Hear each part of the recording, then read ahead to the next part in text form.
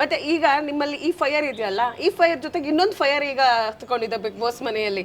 ಏನಂದ್ರೆ ಎಲ್ಲಾ ಕಂಟೆಸ್ಟೆಂಟ್ಸ್ ಗಳು ಹೊರಗೆ ಬಂದಿದ್ದಾರೆ, ಬಿಗ್ ಬಾಸ್ ಮನೆಗೆ ಬೀಗ ಹಾಕ್ಬಿಟ್ಟಿದ್ದಾರೆ. ಸೊ ಅಲ್ವಾ, ಸೊ ಏನ್ ಅನಿಸ್ತಿದೆ ಇದ್ರ ಬಗ್ಗೆ ಅಮಿತ್ ಅವರಿಗೆ? ಒಂದ್ ಕಡೆ ಮನ್ಸಲ್ಲಿ ಏನಾದ್ರು ಖುಷಿ ಇದೆಯಾ ಅಥವಾ ಬೇಜಾರಿದೆಯಾ? Ma'am you have no idea. The minute ಈ ಒಂದು ನ್ಯೂಸ್ ಬಂದಿದ್ದೆ ಎಲ್ಲರೂ ನಂಗೆ ಮೀಮ್ಸ್ ಕಳ್ಸಕ್ ಶುರು ಮಾಡಿದ್ರು. Instant karma happen to Bigg Boss only ವಾಪಸ್ಸು ಅಂತ. ನಂಗೆ ನನ್ನನ್ನ ಕಳಿಸ್ಬೇಕಾದ್ರೆ ಸರ್ ಹೇಳಿದ್ರು ಇನ್ಸ್ಟೆಂಟ್ ಕರ್ಮ ನಿಂದು ಅಂತ. ಅಂದ್ರೆ ಇವರು ಯಾರೋ ಕರಿಬಸೆ ಅವ್ರ ಜೊತೆ ಇದಾದಾಗ ನಿಂಗೆ ಬೇಕಿತ್ತು ಇನ್ಸ್ಟೆಂಟ್ ಕರ್ಮ ಆಯ್ತು ನೋಡು ನಿಂಗೆ ಹೋಗಿ ಈಗ ಗೊತ್ತಾಗುತ್ತೆ ಅಂತ ಹೇಳಿದ್ರು. ತುಂಬಾ ಜನ ಈಗ ಮೀಮ್ಸ್ ಕಳಿಸ್ತಾ ಇದಾರೆ ಸೇಯಿಂಗ್ ಬಿಗ್ ಬಾಸ್ಗೆ ಇನ್ಸ್ಟೆಂಟ್ ಕರ್ಮ ಆಗ್ಬಿಡ್ತು, ಜನ ಆಚೆ ಬಂದ್ಬಿಟ್ರು ಅಂತ. ಇನ್ನು ಕೆಲವು ಜನ ಅದ್ಯಾವುದೋ ರಕ್ಷಿತಾ ಏನೋ ಹೇಳಿದ್ರು ಮೀಮು ಸೇಯಿಂಗ್ ಎಲ್ರು ಆಚೆ ಆಗ್ತೀನಿ, ಅದು ಆಲ್ ಆಫ್ ದಟ್ ಆ ಥರದ ಮೀಮ್ಸ್ ಎಲ್ಲ ಬರ್ತಾ ಇದೆ. ಇನ್ನು ಕೆಲವು ಜನ ಮೆಸೇಜ್ ಮಾಡ್ಬಿಟ್ಟು ಏನ್ ಬ್ರೋ ಬ್ಲಾಕ್ ಮ್ಯಾಜಿಕ್ ಮಾಡಿದ್ರೆ ಆಚೆ ಬಂದ್ಬಿಟ್ಟು, ಏನೋ ಒಂದು ನೀವೇ ಪೊಲಿಟಿಷಿಯನ್ಸ್ ಏನಾದ್ರು ಇನ್ಫಾರ್ಮ್ ಮಾಡ್ಬಿಟ್ಟು ಏನಾದ್ರು ಹೊಡೆದಾಕ್ಬಿಟ್ರು ಅಂತ ಈ ತರ ಎಲ್ಲ ಕೆಲವು ಜನ ಜೋಕಲ್ಲಿ ಕೇಳ್ತಾರೆ, ಕೆಲವು ಜನ ಸೀರಿಯಸ್ ಆಗಿ ಕೇಳ್ತಾರೆ. ನೀನೇ ನಿಲ್ಸ್ಬಿಟ್ಟು ಕಾರ್ಯಕ್ರಮ. ನಾನು ಎಲ್ಗೂರು ನಾನು ನಿಲ್ಸಕ್ ನಾನು ಆರಾಮಾಗಿ ನನ್ನ ಮನೇಲಿ ಕುತ್ಕೊಂಡಿದ್ದೀನಿ, ನಾನೇ ಫಸ್ಟ್ ಪ್ರಾಸೆಸ್ ಮಾಡ್ಕೊಂಡು ಆರಾಮಾಗಿ ಕುತ್ಕೊಂಡಿದ್ದೀನಿ. ಅದೆಲ್ಲ ಒಂದ್ ಕಡೆ ಅಂದ್ರೆ, ಇನ್ನೊಂದ್ ಕಡೆ ತುಂಬಾ ಶಾಕ್ ಆಯ್ತು ಅದ್ ನೋಡಿದಾಗ.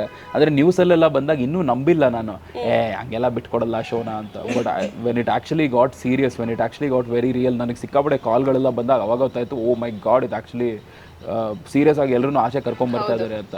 Very sad ma'am. ಅವರು ಎಲ್ರಿಗೂ ಒಂದು ಮೈಂಡ್ ಸೆಟ್ ಇರುತ್ತೆ, ನಾನು ಹಿಂಗೆ ಆಟ ಆಡಬೇಕು, ಹಿಂಗೆ ಯೋಚನೆ ಮಾಡಬೇಕು ಅಂತ ಸ್ಟ್ರಾಟಜಿ ಮಾಡಿರ್ತಾರೆ. 10 ದಿನಗಳ ಟ್ರಾಮಾ ತಗೊಂಡು ನೆಕ್ಸ್ಟ್ ಏನು ಮಾಡಬೇಕು ಅಂತ ಅವ್ರು ಯೋಚನೆ ಮಾಡ್ತಾ ಇರ್ತಾರೆ.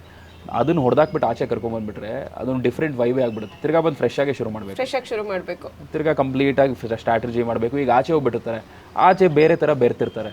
ಇಲ್ಲಿ ಬಂದಿದ್ದೆ ಸಡನ್ನಾಗಿ ಪಾತ್ರಗಳು ಹಾಕೊಂಡು ಎಲ್ಲರೂ ಆ ಥರ ಮಾಡೋಕ್ಕಾಗಲ್ಲ, ಎಲ್ಲರೂ ಆ್ಯಕ್ಟರ್ಸ್ ಅಲ್ವಲ್ಲ, ಅಲ್ಲಿ ಬೇರೆ ಬೇರೆ ಪ್ರೊಫೆಷನ್. ಆ ಒಂದು ಗೇಮ್ ಮಾಡ್ಬೇಕಾದ್ರೆ ಬಿಗ್ ಬಾಸ್ ಮನೇಲಿ ಇದ್ದಾಗ ಒಂದು ಡಿಫ್ರೆಂಟ್ ಮೈಂಡ್ ಸೆಟ್ ಇರುತ್ತೆ. ಈಗ ಹೊರಗಡೆ ಬಂದ್ಬಿಟ್ಟು 10 days ಆದ್ಮೇಲೆ ಹೊರಗಡೆ ಹೋಗ್ಬೇಕಂದಾಗ ಎಲ್ಲ ಕ್ಲೋಸೆಸ್ಟ್ ಫ್ರೆಂಡ್ಸ್ಗಳ ಥರ ಈಗ ಜಾಲಿ ಮೂಡಲ್ಲಿ ಇರ್ತಾರೆ. ಮತ್ತೆ ಹೋಗಿ ಹಂಗೆ ಸ್ಟಾರ್ಟ್ ಮಾಡಬೇಕು ಅಂದ್ರೆ ಹಾಗೆ ನಾವು ಸ್ವಲ್ಪ ಡ್ರಾಮಾ ಅಂತ ಅನ್ಸಲ್ವಾ? ಎಕ್ಸಾಕ್ಟ್ಲಿ, ಡ್ರಾಮಾನೇ ಅದು.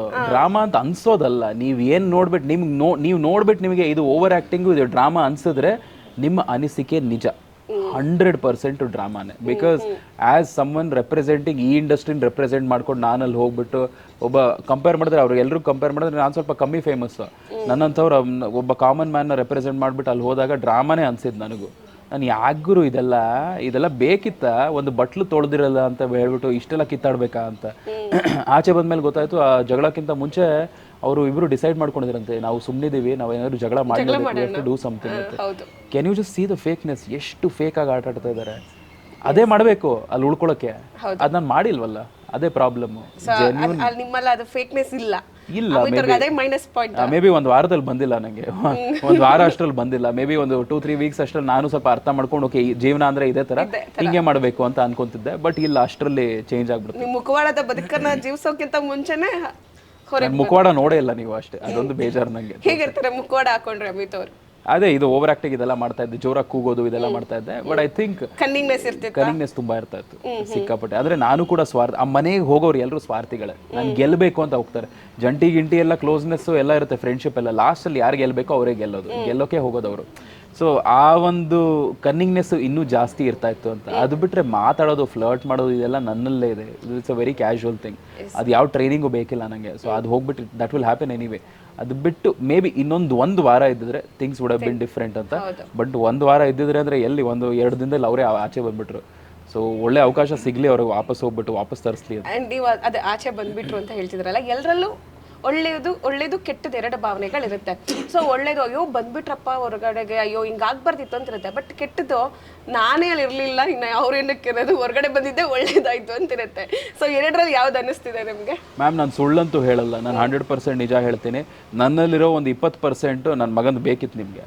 ನನ್ನೇ ಆಚೆ ಕಳಿಸ್ಬಿಟ್ರಿ, ನಾನೇ ವೇಸ್ಟು ಹಂಗೆ ಅಂತ 0 ಎಲ್ಲ ಬ್ಯಾಡ್ಜ್ ಹಾಕ್ಬಿಟ್ರು, ನನ್ನ ಎಲ್ಲ ಟಾರ್ಗೆಟ್ ಮಾಡಿಬಿಟ್ಟು ಕಳಿಸ್ಬಿಟ್ರಿ, ತಗೊಳ್ರು ಈಗ ಅಂತ. ಅದೊಂದು ಕಡೆ ಒಂದು 20% ಅಷ್ಟೇ. ಬಾಕಿ 80% genuinely my heart goes out for them. ಪಾಪ ಅವರು ಕನ್ಸಿಡ್ಕೊಂಬಂದಿರ್ತಾರೆ, ಅವರು ಕಲಾವಿದ್ರೆ. ಆದರೆ ನಾವು ಒಳಗೆ ಎಂಥದೇ ಹುಚ್ಚಾಟ ಆಡಿದ್ರು ಆಚೆ ಬಂದು ನಾವೆಲ್ಲ ಮನುಷ್ಯರೇ ಅಲ್ವಾ ಅದು. ಸೊ ಎಲ್ಲೋ ಒಂದು ಕಡೆ ಅದನ್ನು ಕನ್ಸಿಡರ್ ಮಾಡ್ಕೊಂಡು ಅವ್ರಿಗೊಂದು ಚಾನ್ಸ್ ಕೊಡಬೇಕು, ಒಂದು ಅವಕಾಶ ಕೊಡಬೇಕು ಅಂತ. I also support and stand with them only ಅಷ್ಟೇ. ಬಟ್ ನಮ್ಮಲ್ಲೂ ಒಂದು ಈವಿಲ್ ಮೈಂಡ್ ಇರುತ್ತಲ್ಲ ಸೈಡಲ್ಲಿ, ಆ ಈವಿಲ್ ಮೈಂಡು ಸ್ವಲ್ಪ ಯೋಚನೆ ಮಾಡುತ್ತೆ ಅಷ್ಟೇ. ಅದು ಬಿಟ್ಟರೆ ಇಲ್ಲ.